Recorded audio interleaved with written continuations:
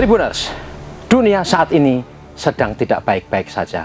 Perang Ukraina sudah memasuki tahun ketiga. Serbuan Israel ke jalur Gaza telah merenggut puluhan ribu nyawa penduduk Palestina. Kehancuran fisik serta hilangnya nyawa manusia di berbagai medan konflik dunia telah mencapai jumlah yang sangat menyedihkan. Perlawanan terus terjadi di Yaman, Suriah, Iran, Irak, dan banyak spot konflik lain di benua Asia maupun Afrika. Ketegangan politik di Laut Cina Selatan, Selat Taiwan, dan Semenanjung Korea tidak juga mereda. Tribuners, inilah Global Views, sudut pandang kita tentang ragam konflik internasional yang berdampak signifikan kepada kita semua. Gencatan senjata yang dimediasi Amerika Serikat dan Prancis akhirnya diterapkan di Lebanon Selatan. Israel perlahan menghentikan ofensifnya ke basis-basis Hezbollah Lebanon.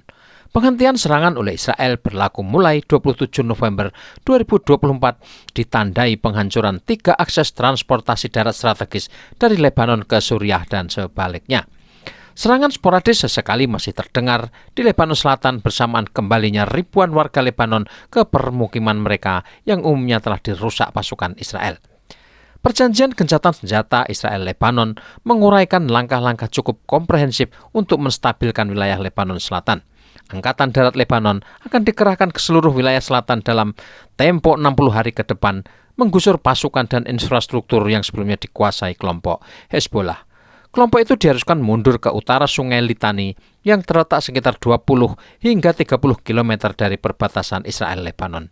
Pengaturan ini bertujuan untuk membangun zona keamanan yang bebas dari kehadiran kelompok bersenjata Hezbollah, sebuah tindakan yang dirancang untuk meredakan ketegangan di sepanjang perbatasan kedua negara. Pada gilirannya, Israel telah berkomitmen untuk sepenuhnya menarik pasukan militernya dari wilayah Lebanon. Proses ini akan dilakukan secara bertahap di bawah pengawasan internasional.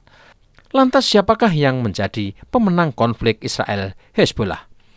Kelompok Hezbollah yang didukung Iran mengklaim merekalah yang memenangkan pertarungan melawan Israel. Tetapi realitas menunjukkan kehancuran fisik maupun organisasi dan sarana pendukungnya dalam skala besar diderita oleh kelompok Hezbollah.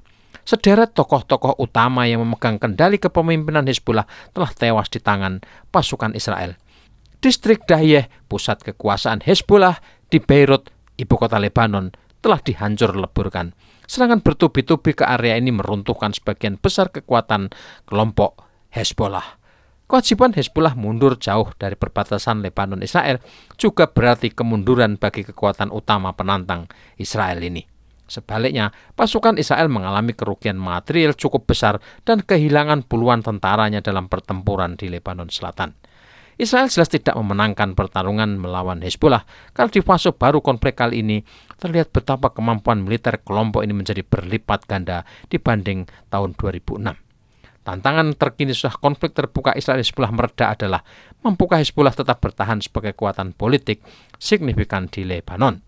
Selama bertahun-tahun Hezbollah telah memainkan peran penting tidak hanya sebagai angkatan bersenjata tetapi juga sebagai pemain utama dalam lanskap politik Lebanon. Hezbollah telah menyediakan program-program sosial dan ekonomi yang sering kali menggantikan layanan negara di wilayah tertentu. Namun melemahnya Hezbollah sesudah perang tahun 2024 ini menciptakan peluang kekuatan politik lain di Lebanon mengisi kekosongan ini. Persaingan sengit di Lebanon menjadi kian terbuka yang mungkin saja mengubah arsitektur dan kontestasi politik di negara itu di masa datang. Perkembangan lain yang rasanya sangat menarik dicermati berkaitan gencatan senjata Lebanon adalah apa yang kemudian terjadi di Suriah. Setelah sekian lama relatif tenang, tiba-tiba kelompok Free Syrian Army atau FSA bersama kelompok bersenjata Hayat Tahrir Syam atau HTS atau dulu bernama Front al-Nusra atau Jabhat al-Nusra menggelar serangan kilat ke arah Aleppo, Suriah. Kelompok jaringan Al-Qaeda ini menyerang tentara Suriah dan pasukan Rusia yang membantu Damaskus menjaga garis pertahanan sepanjang kegubernuran Aleppo dan Idlib. Kelompok bersenjata Free Syrian Army dan HTS memiliki basis kuat di Idlib setelah terusir dari berbagai front di Suriah bersamaan kekalahan ISIS. Kelompok ini terdiri banyak faksi, termasuk kelompok asal Uzbekistan, Tajikistan, warga Uighur Cina atau Turkistan, dan petempur dari berbagai negara yang ikut berjihad di Suriah. Kelompok Idlib ini disponsori berbagai kekuatan di dunia menjadi proksi Turki, Emirat Arab, Inggris, Amerika, Prancis, dan terutama paling berkepentingan adalah Israel. Kelompok ini didominasi kaum Sunni dan Wahabis yang berusaha menjatuhkan Presiden Bashar Assad dan meruntuhkan rezim Damaskus yang pro-Iran. Sepanjang pecahnya konflik Israel-Hamas dan Israel-Hezbollah, kelompok bersenjata di Suriah ini berdiam diri dan tidak tergerak sedikit pun membantu rakyat Palestina. Karena rekam jejak inilah, serangan kilat kelompok bersenjata di Suriah terhadap pasukan Damaskus ini menimbulkan pertanyaan besar, benarkah mereka digerakkan Israel agar perang berpindah dari Lebanon ke Suriah? Perdana Menteri Israel Benjamin Netanyahu beberapa kali menuduh Suriah telah menjadi pangkalan Iran dan kelompok-kelompok yang membantu Hizbullah Lebanon dan Hamas Palestina.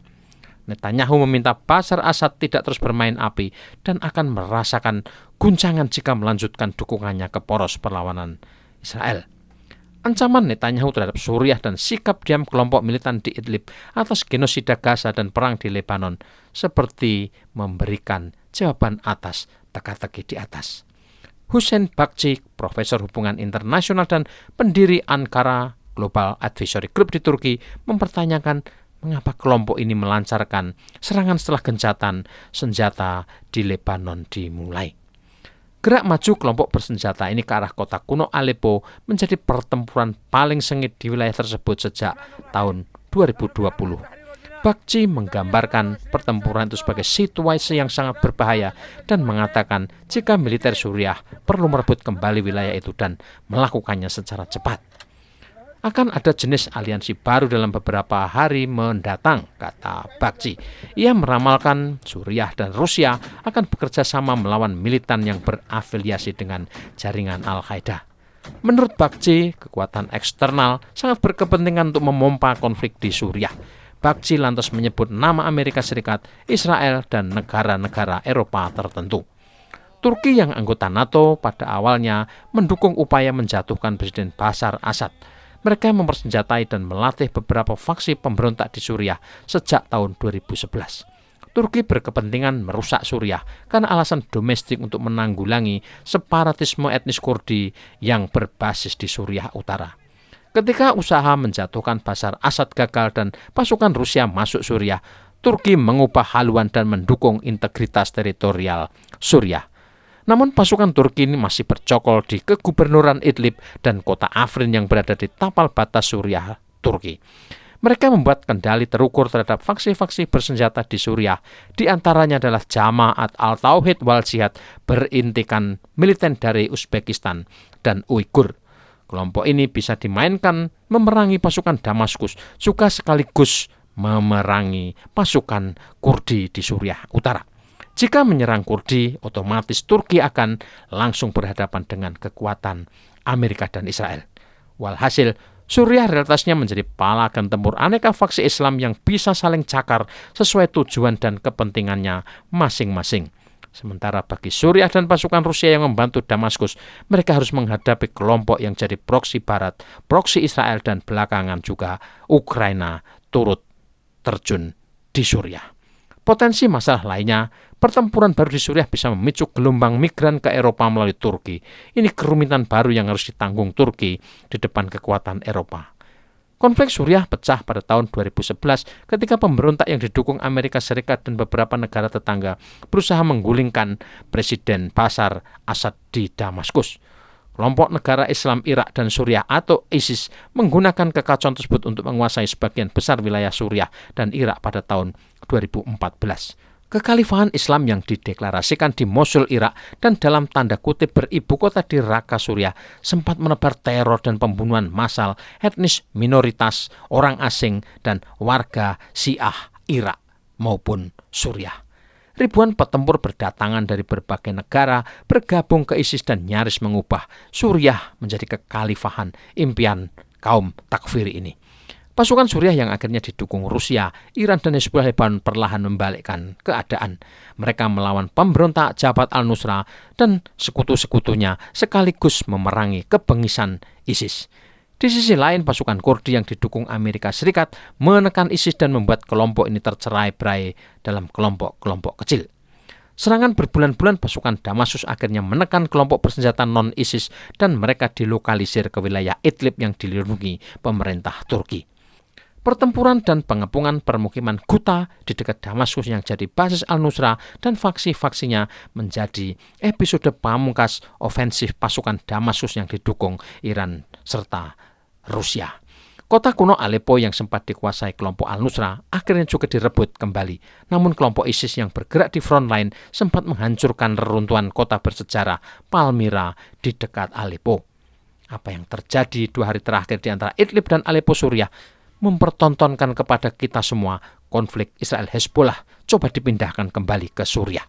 Kelompok-kelompok bersenjata di Idlib dibangkitkan kembali, ditingkatkan persenjataannya, dan Rusia pernah memperingatkan Ukraina telah terjun ke Idlib dan melatih para militan Suriah.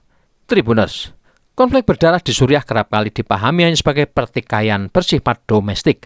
Perang di negara ini juga sering dinarasikan sebagai persaingan sengit antara kelompok Sunni dan Syiah. Bashar Assad memang seorang pemimpin Suriah yang mewarisi kepemimpinan dari ayahnya Hafez al-Assad yang pernah dikalahkan oleh Israel dalam perang 6 hari. Sejak saat itu, Suriah kehilangan dataran tinggi Golan yang sangat strategis.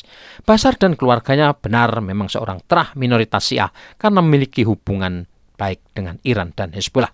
Tetapi secara geopolitik, konflik Suriah adalah buah persaingan sengit kekuatan regional dan global guna melindungi Israel dan kepentingan strategis Amerika di Timur Tengah. Ketika Israel sampai pada titik lelah bertempur melawan Hamas dan Hezbollah, maka diperlukan medan tempur lain untuk menyalurkan konflik dan mengalihkan perhatian.